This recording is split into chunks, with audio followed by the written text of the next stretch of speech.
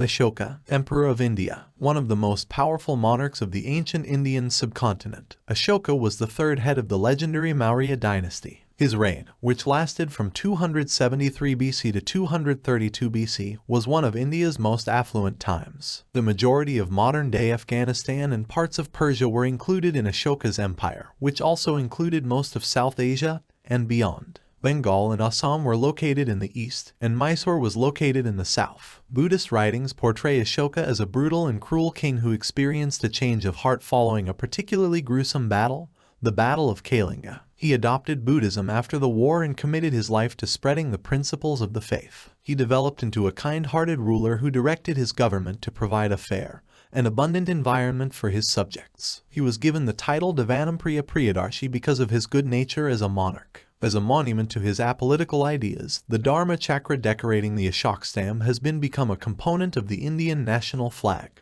Ashoka and his great rule are known as one of the most prosperous periods in India's history. The lion capital of Ashoka served as the inspiration for the Republic of India's flag. Early life. In 304 BC, Ashoka was born to Devi Dharma, the queen of the Mauryan king Bindusara. He was the great Chandragupta Maurya's grandson, who established the Maurya dynasty. The daughter of a Brahmin priest from the Champa kingdom, Dharma was given a relatively low status in the royal family due to politics there. Ashoka was given a low place among the princes because of the status of his mother. Ashoka was his sole younger sibling. Nevertheless, he had many older half-brothers. Ashoka demonstrated tremendous promise in both the academic and weapons fields as early as his boyhood. Bindusara, the father of Ashoka, appointed him as the governor of Avanti after being impressed by his aptitude and wisdom. Here he met Devi, the daughter of a Vidisha trader, and they got married. Mahendra and Sanghamitra were Ashoka and Devi's son and daughter, respectively. Ashoka developed into a brilliant warrior general and astute statesman very rapidly. His authority over the Mauryan army began to increase daily. Ashoka's older brothers developed a jealousy for him and thought he was being chosen by King Bindusara to be his heir. Sushima, the eldest son of King Bindusara, persuaded his father to send Ashoka to Takshashila province, a great distance from Pataliputra. To put down a mutiny by Takshashila's residents was offered as the justification.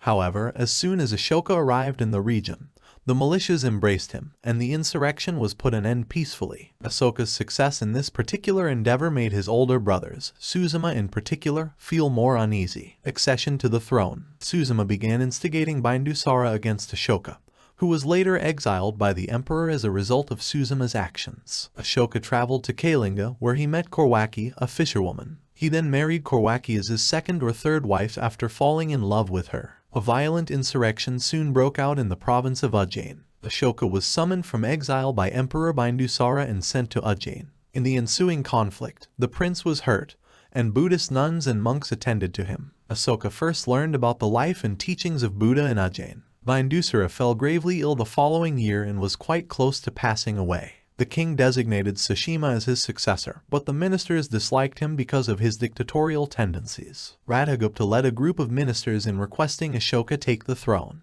After Bindusara passed away in 272 BC, Ashoka attacked Pataliputra, slew all his brothers, including Sushima, and then conquered and slew Pataliputra. Only his younger brother Vitashoka was spared out of all his brothers. 4 years after his accession to the throne, he was crowned. Buddhist writings paint Ashoka as a vengeful, violent, and short-tempered king. Due to his behavior at the time, he was given the appellation Shanda Ashoka, which means Ashoka the Terrible. He was credited with constructing Ashoka's Hell, a torture room used to punish violators and staffed by an executioner. Following his coronation as emperor, Ashoka undertook ruthless invasions to further his kingdom, which lasted for almost 8 years. Although the Maurya Empire he inherited was already large, he dramatically increased its boundaries. His dominion extended from the western borders of Iran and Afghanistan to Burma in the east. Except for Ceylon, he seized the entirety of southern India. The only kingdom that eluded him was Kalinga, which is now Orissa. The Battle of Kalinga and submission to Buddhism.